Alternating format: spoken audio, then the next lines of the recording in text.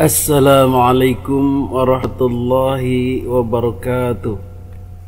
Alhamdulillahi rabbil alamin wa bihi nasta'inu ala umurid dunya waddin. Wassalatu wassalamu ala asyrafil anbiya'i wal mursalin wa ala alihi wa ashabihi ajma'in, amma ba'du. Hadirin netizen yang dimuliakan Allah Subhanahu wa ta'ala, pada kesempatan kali ini kita akan berbicara politik identitas.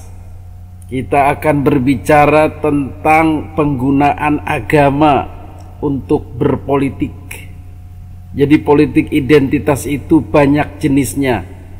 Yang jelas dia mengusung kepentingan kelompok.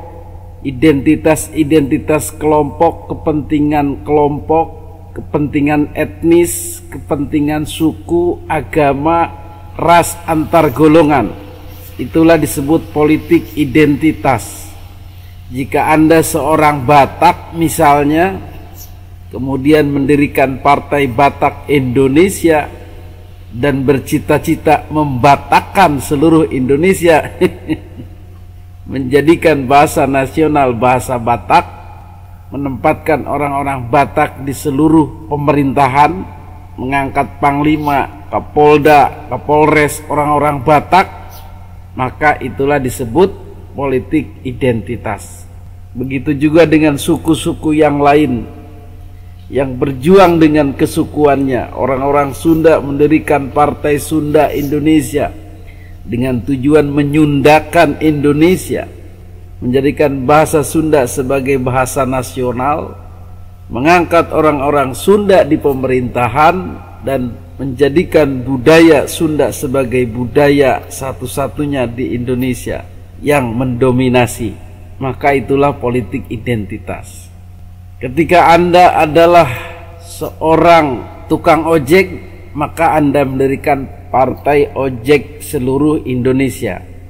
Maka cita-cita Anda adalah mendahulukan, memprioritaskan tukang ojek di atas yang lain, menjadikan orang-orang yang berprofesi ojek ini sebagai orang-orang terhormat, dan seterusnya dan seterusnya. Jadi politik identitas ini adalah mengkhususkan pada perjuangan kelompok. Salah satu yang dihindari dalam politik nasional adalah politik identitas membawa agama.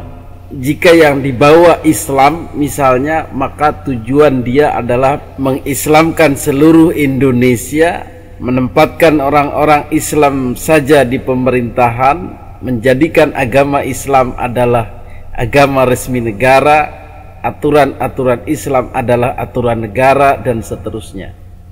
Maka semangatnya adalah semangat perjuangan Islam dengan mengesampingkan agama-agama lain atau peranan-peranan lain dalam negara nasionalis.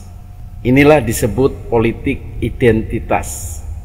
Maka politik identitas itu selalu berseberangan dengan Pancasila, karena Pancasila menghendaki kebersamaan, menghendaki nasionalisme, menghapus sekat-sekat identitas itu. Maka salah satu kelompok agama yang mendukung Pancasila adalah NU. Karena NU sangat sepakat dengan peniadaan politik identitas yang meleburnya ke dalam Pancasila. Agama melebur ke dalam Pancasila, syariat melebur ke dalam Pancasila, dan kepentingan-kepentingan Islam ada dalam Pancasila tanpa harus menyebutkan Islam itu sendiri. Jadi negara Indonesia di dalamnya ada Islam, bernilaikan Islam, berlandaskan Islam, tanpa menyebut negara Islam Indonesia. Di dalamnya ada aturan-aturan agama, ada aturan-aturan tentang haji, ada aturan-aturan tentang zakat, ada juga aturan-aturan tentang hukum-hukum.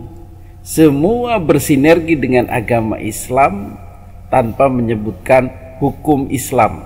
Itulah Pancasila. Lalu siapa sebenarnya para pengusung politik identitas itu? Ternyata setelah kita telusuri, mereka yang malas-malasan menerima Pancasila, yang setengah hati menerima Pancasila, yang tidak rela Islam dimasukkan dalam Pancasila.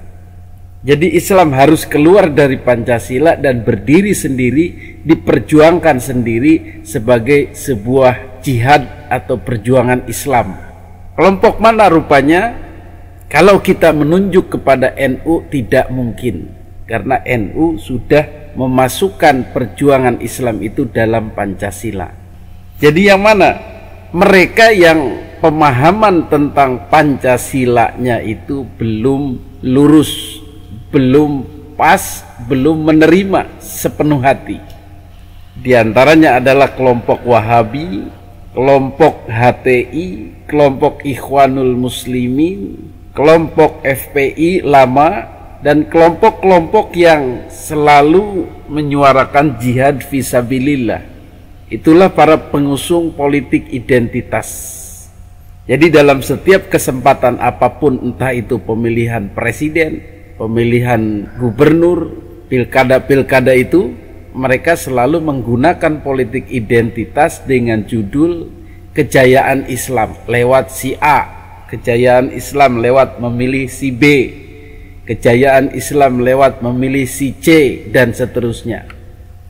Dan kemudian menggunakan jargon-jargon Islam untuk menyerang lawannya, yang juga ternyata Islam juga. Inilah rancunya politik identitas. Mereka menggunakan nama Islam untuk menyerang orang Islam. Mereka mengklaim perjuangan Islam untuk menghambat perjuangan orang Islam lain.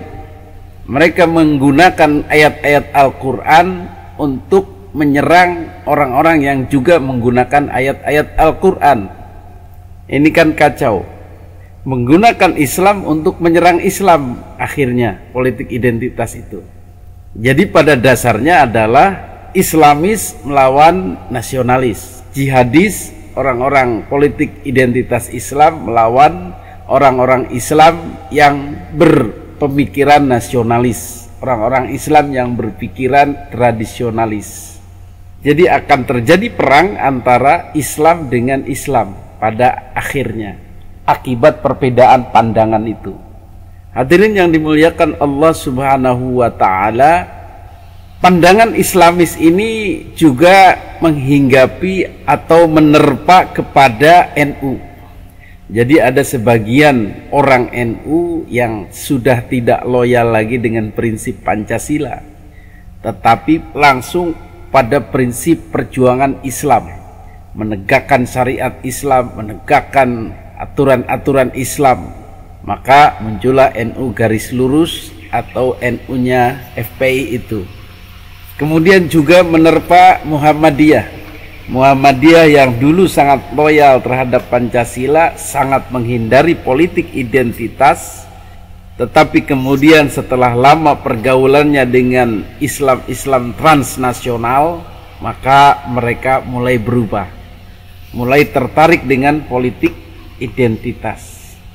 Pada masa-masa terdahulu ada Amin Rais, Profesor Dr. Amin Rais, yang secara mengagetkan menggaungkan perang Badar untuk memenangkan calon presiden yang dia dukung.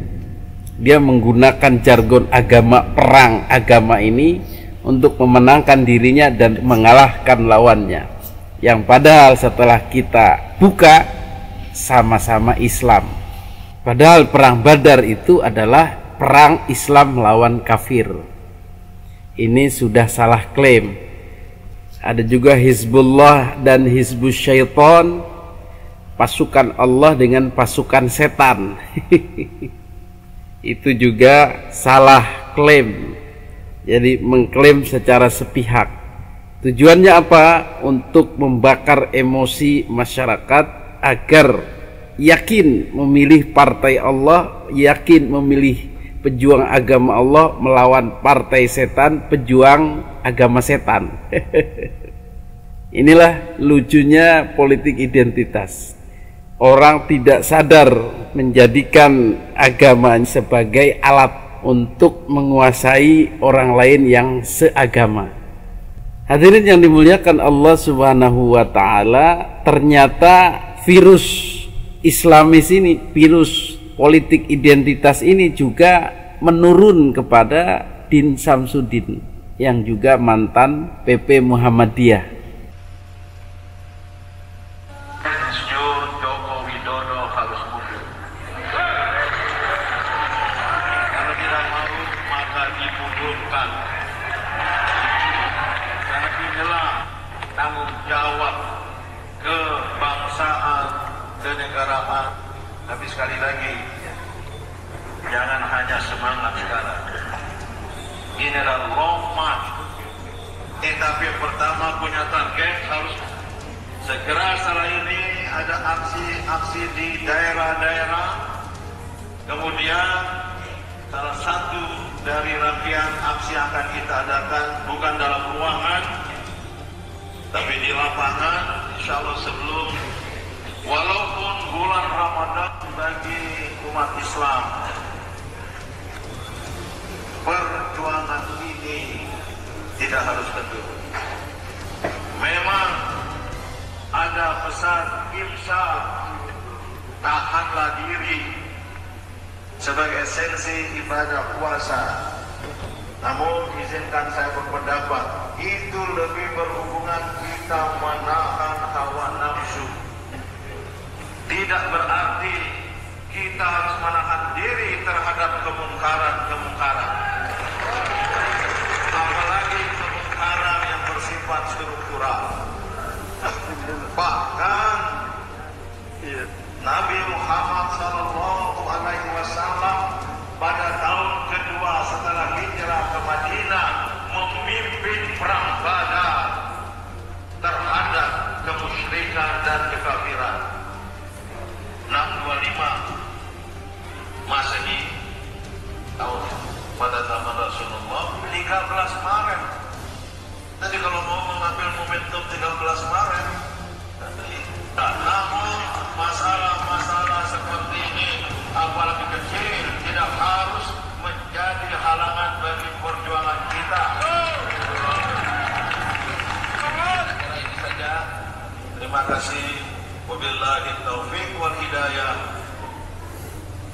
Dia terjebak pada rayuan Islamis, rayuan jihadis, rayuan Islam identitas untuk menggunakan agama Islam ini sebagai alat memenangkan politik dan alat untuk mengalahkan lawannya dengan mengklaim Islam itu. Inilah Islam saya yang benar, inilah Islam saya yang memperjuangkan Islam, inilah Islam saya yang didukung Allah, inilah Islam saya yang akan memenangkan jihad.